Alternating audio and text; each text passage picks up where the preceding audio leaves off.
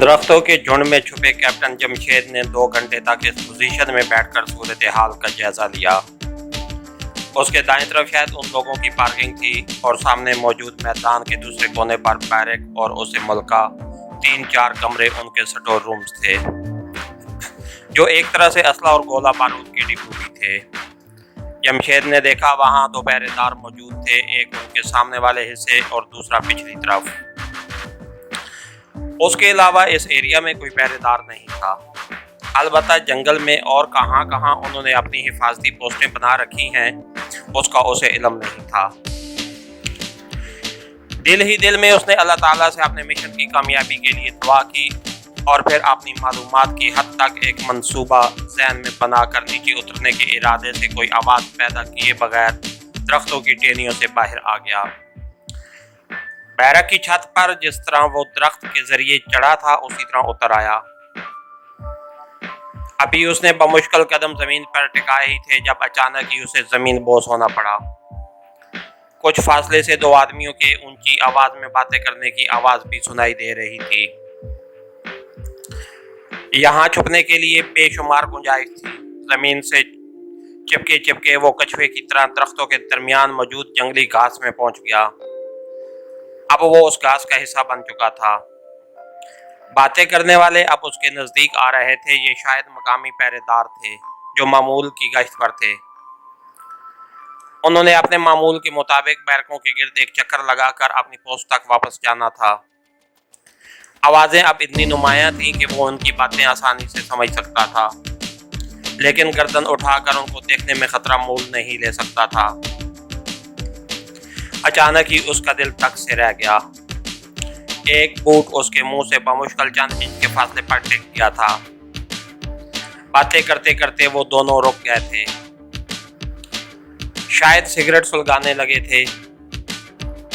ایک پہرے دار نے سگریٹ سلگایا اور جلتی ہوئی ماچس کی تیلی لاپرواہی سے نیچے پھینک دی، جو کیپٹن جمشید کے ہاتھ پر گری تھی۔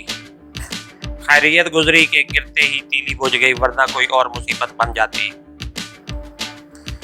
سگریٹ سلگانے والا اپنے ساتھی کو شاید کوئی فحش لطیفہ سنا رہا تھا۔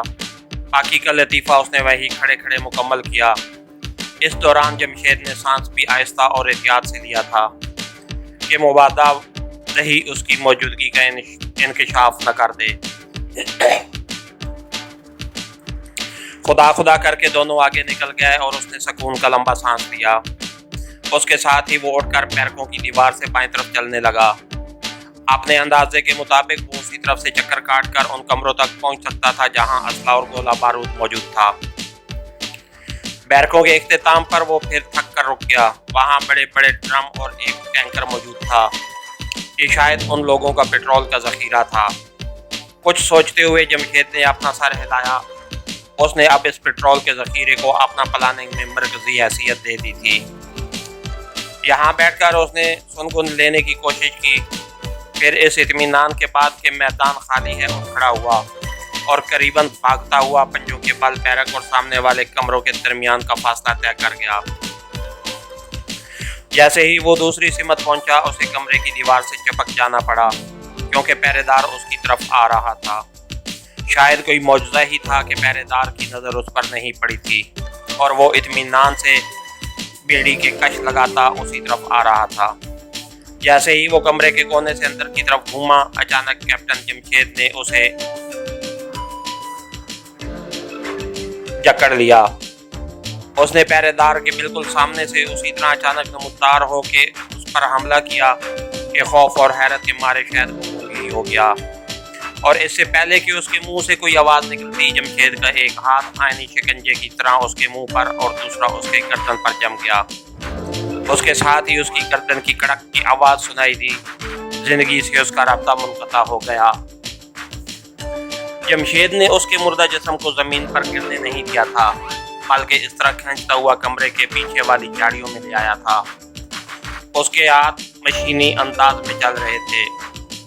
جمشید نے لاش کو گھاس میں چھپا دیا اور اس کی گن اور گولیوں کی بیلٹ اپنے قبضہ میں کر دی۔ پھر اچانک کچھ سوچتے ہوئے اس نے مرنے والے کی جیب کی تلاشی لی، جس میں بیڑیوں کا ایک بنڈل اور ماچس موجود تھی۔ उसने बेड़ियों का बंडल तो वहीं फेंका और माचिस अपनी जेब में डाल ली। अब वो दूसरे शिकार का मुंतजिर था। उसे इल्म था कि एक पहरेदार बैरक के सामने वाले हिस्से में भी पहरा दे रहा है। जल्दी उसकी मुराद पर आई। जब उसने दूसरी सिमत से किसी को कुंदन पुकारते सुना, फिर उसे कदमों की आहट सुनाई दी। साले ज्यादा चढ़ाई है क्या? आने वाला मरने वाले का नाम लेकर बड़बड़ाता हुआ इस तरह जमशेद के सामने आ गया। उसका अंजाम भी अपने साथी से मुख्तलिफ नहीं हुआ था। अलबत्ता उसने 1.5 की बजाय 2 डायमंड लिए थे और मजामत की कोशिश की थी।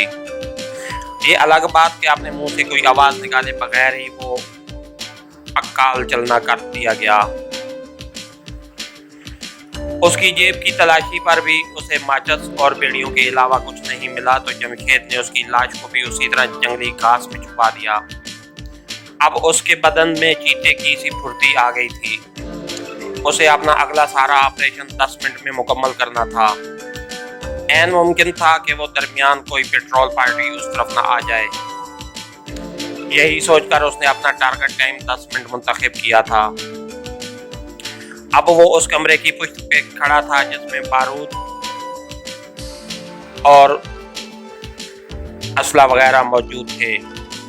उसकी अगली सारी प्लानिंग का दारो मदार यहाँ से मिलने वाले मवाद पर ही था और उसे जो कुछ भी करना था उस बारूद की मदद से करना था।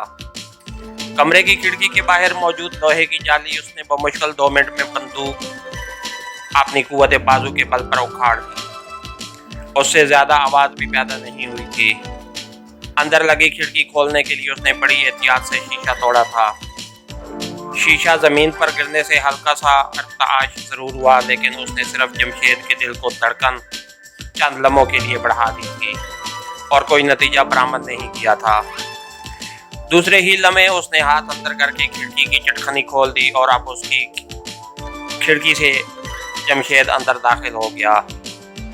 कमरे में अंधेरा था। जमशेद ने अपने हाथ में मौजूद माचिस की मदद से हल्की सी रोशनी की और वो दंग रह गया।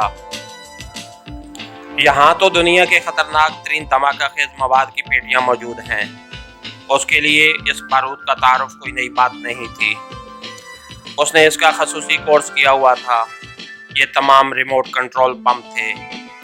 जमशेद ने 2-3 माचिस की तीलियां जलाईं और बमुश्किल 5 मिनट यहाँ गुजारने के बाद 3 पेटियां और रिमोट कंट्रोल हासिल कर लिए थे। इन गत्ते की पेटियों को उसने खिड़की की मदद से बाहर निकाला और खिड़की दोबारा बंद कर दी। सबसे पहले उनमें से एक बम उसने अंदर फेंका, फिर उन बैरक नुमा कमरों के साथ साथ 3-4 बम चिपका दिए। एक पेटी यहाँ खाली करने के बाद अपने गले में ऑटोमेटिक गन लटकाए दोनों बाकी पेटियां दोनों कंधों पर रखे वो करीबन भागता हुआ उसी रास्ते से वापस आया। अगले 3 मिनट में उसने पेट्रोल के डिपो और उन बैरकों के गिर्द जहां उसके ख्याल में बाकी लोग कयाम पजीर थे, इन बमों को नस्ब कर दिया। अब वो तेजी से दाएं कोने की तरफ बढ़ रहा था जिधर से कार उस तरफ आई थी। बैरक्स के खात्मे पर उसे कैंप का पार्किंग एरिया नजर आया जहां एक जीप पर मशीन गन भी नस्ब थी। कैप्टन जमशेद ने उस जीप में बम नस्ब किया। फिर बाकी बमों को नस्ब करने के बाद वो सांप की तरह घास के अंदर ही अंदर रेंगता हुआ एक महफूज कोने में पहुंच गया। उसने दिल ही दिल में कुरानी आयात का विर्द किया, जेब से रिमोट कंट्रोल निकाले और अल्लाह अकबर कहकर उनके बटन एक के बाद तीसरे दबाता चला गया। भारतीय इंस्ट्रक्टर बड़ी सख्त तरबियत के बाद भी ऐसे नताइज अपने तकरीबकारों से बरामद नहीं करवा सके थे जैसे नताइज कैप्टन जमशेद के हासिल हुए कुदरत की मदद शामिल हाल थी। इसके साथ ही हमारी आज के एपिसोड का इख्तिताम हुआ। कहानीगर चैनल को सब्सक्राइब कीजिए, लाइक कीजिए और बेल आइकन को प्रेस कर दीजिए ताकि हर आने वाली नई वीडियो आप तक बर वक्त पहुंच सके। शुक्रिया।